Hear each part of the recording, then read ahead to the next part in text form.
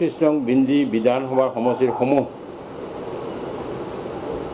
Voter ৰাইজক মই নমস্কাৰ জনাইছোঁ আৰু ইয়াত উপস্থিত সকলো মিডিয়াৰ মোৰ তৰফৰ পৰা আন্তৰিক ধন্যবাদ জনাইছোঁ।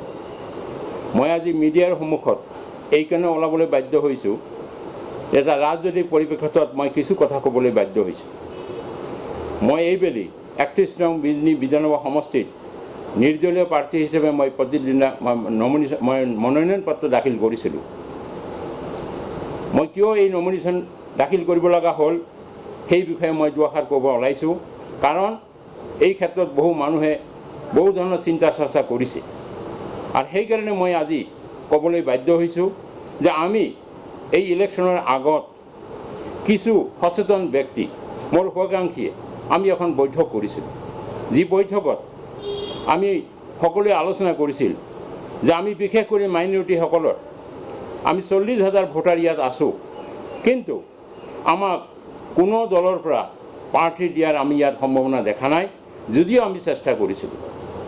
তা আমি অনুভৱ কৰিছিলোঁ যদি এই 40,000 ভোটাৰ এজন প্ৰাৰ্থী আমি প্ৰক্ষেপ কৰোঁ, নিশ্চয় আমিও হয়তো কিবা এটা সুযোগ ল'ব পাৰিব পাৰোঁ। সেই চিন্তা চৰ্চাতে হয়তো তেওঁলোকে মোক কৈছিল যে এখন নমিনেশ্যন আপুনি দি থওক, যদি তেনেকুৱা এটা আহে আমি সুযোগটো ল'ম আৰু নহ'লে হয়তো আমি বিবেচনা কৰিম। আৰু সেইকাৰণেই মই সেই কথাৰ পৰা ভিত্তি কৰিয়েই মোকেই যিহেতু দিবলৈ ক'লে, মই সেইকাৰণে নিৰ্দলীয় হিচাপে মই ইয়াত মনোনয়ন পত্ৰ দাখিল কৰিছিলোঁ।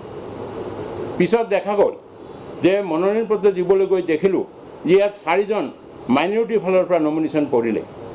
তেতিয়া মোৰ নিজৰেই ব্যক্তিগতভাৱে এটা চিন্তা আহিল, এজন ব্যক্তি থাকিলে ইয়াত সম্ভৱ নহয়, 4জনৰ ক্ষেত্ৰত কোনোদিনো এটা সম্ভৱ নহ'ব বুলি মোৰ অনুমান হ'ল।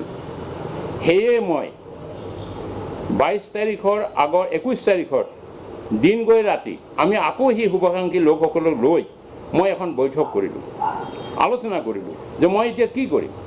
তেতিয়া তেওঁলোকে সেই পৰামৰ্শ দিলে যে এইটো সম্ভৱ নহ'ব, গতিকে আপুনি আমাৰ বৃহত্তৰ ৰাইজৰ খাতিৰত হয়তো আমাৰ বৃহৎ ক্ষতি হৈ যাব পাৰে, সেইকাৰণে আপুনি নমিনেশ্যন পেপাৰ উইথড্ৰ কৰিব লাগিব। আৰু ময়ো একমত হ'লোঁ। কিন্তু নমিনেশ্যন পেপাৰ উইথড্ৰ কৰাৰ পিছত মই ক'লোঁ যে আমি কি দল কৰিম, মইতো কোনো এটা ৰাজনৈতিক দলত থাকিব লাগিব, কাম কৰিবলৈ ৰাইজৰ হকে। আজি আমাৰ ৰাইজক কোনফালে লৈ যাম সেই প্ৰশ্নটো আমাৰ জড়িত আছে। আমি ৰাজনীতি এনে নকৰোঁ, আমাৰ নিশ্চয় এটা চিন্তা আছে, আমাৰ জাতিটো আমাৰ অঞ্চলটো কোনফালে গ'লে আমাৰ ভাল হ'ব সেই কথা চিন্তা কৰি আমি ৰাজনীতি কৰোঁ। গতিকে মই যেতিয়া কেণ্ডিডেট নহওঁ, মই এটা ৰাজনীতি লৈ ৰাইজক মই ক'ব লাগিব যে এই ৰাজনীতিৰ দলটোতে আমি এইবাৰ থাকিব লাগিব। আলোচনা ভিত্তিত তেতিয়া তেওঁলোকে ক'লে যে আমি এইবাৰ অন্ততঃ মাইনৰিটি হিচাপে আমি বিজেপি বিৰোধী স্থিতিতে আমি থাকিব লাগিব, আমি বিজেপি নিবিচাৰোঁ, কাৰণ বিজেপি যিহেতু আমাক নিবিচাৰে আমি কেনেকৈ বিজেপি থাকিম। সেইকাৰণে আমি স্থিতি লৈ বিজেপি বিৰোধী স্থিতি ল'লে আমি কোনটো দলত থাকিম। আজি বিজনীত দেখা গ'ল যে ইয়াত মেইনলি প্ৰধানকৈ 4টা দল আছে, BPF, EPPL, BJP, অসম জাতীয় পৰিষদ। আমি এতিয়া কোনটো দলত থাকিম। বিজেপিতে আমি কৰিবই সাহস নাপাওঁ, গতিকে তেওঁলোকে আমাক আহ্বানো নকৰে। গতিকে আমি বিজেপি কথাটো চিন্তা বাদ দি আমি চালোঁ EPPLৰ কথাটো। EPPLৰ একেই পৰিস্থিতি, তেওঁলোকে বিজেপিৰ লগত আছে, বিজেপিৰ লগত তেওঁলোকে মিত্ৰতাত আছে। আমি ভোট দি MLA বনালে তেওঁলোকে আকৌ সেই বিজেপিতেই সমৰ্থন কৰিব, আমি এইটোওতো নোৱাৰোঁ।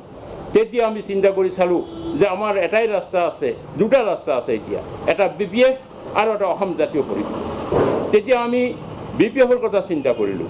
BPF জোটবন্ধনত আছে, আজি কংগ্ৰেছৰ লগত UDFৰ যিটো জোটবন্ধন তাতে আজি BPF আছে।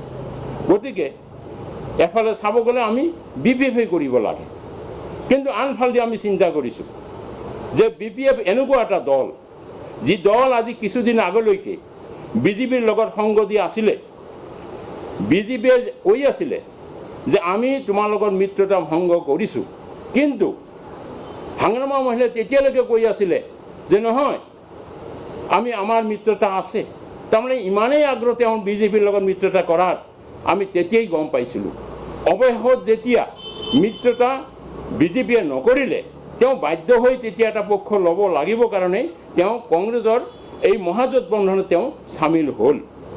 আমাৰ এতিয়াও সন্দেহ আছে BPFৰ ওপৰত আমাৰ ভোট লৈ তেওঁ MLA হোৱাৰ পিছত তেওঁ পুনৰাই যে বিজেপিত নাযাব এই কথাৰ গ্যাৰাণ্টি আজি কোনেও দিব নোৱাৰিব সেইকাৰণে আমি সন্দেহ কৰিছোঁ যে তেওঁ যদি আকৌ বিজেপিত গুচি যায় তেনেহ'লে আমি এই যে ভোটবিলাক দিম বিজেপি বিৰোধী স্থিতিত সেই অৱস্থাত আমাৰ কি হ'ব তেতিয়া সেইকাৰণে আমি চিন্তা কৰিছোঁ যে নহয় আমি BPFক বিশ্বাস কৰিব নোৱাৰোঁ তেনেহ'লে আমি যাম ক'ত অসম জাতীয় পৰিষদ আছে এতিয়া আমি জাতীয় পৰিষদ বিষয়ে চালোঁ যে লুৰিণজ্যোতি দলটো কিয় সৃষ্টি কৰিছিল তেওঁৰ এটাই শ্লোগান আছিল যে অসমত বিজেপিয়ে যিটো সন্ত্ৰাসৰ সৃষ্টি কৰিছে অসমখন যিটো ধ্বংস কৰিছে মিলাপ্ৰীতিৰ মিলন যিটো ভংগ কৰিছে গতিকে আমি ইয়াত আঞ্চলিক দলৰ বাহিৰে ইয়াৰ সমস্যা সমাধান কৰা আমাৰ কোনো উপায় নাই তেওঁ কৈছে ইয়াত আছিলে আঞ্চলিক দল অসম গণ পৰিষদ কিন্তু অসম গণ পৰিষদ আজি বিজেপিৰ লগত মিলন হৈ গৈছে আৰু গণ পৰিষদ আজি শেষ পৰ্যায় পাইছে গতিকে অসমত যে এটা আঞ্চলিক জাতীয় দলৰ প্ৰয়োজন আছে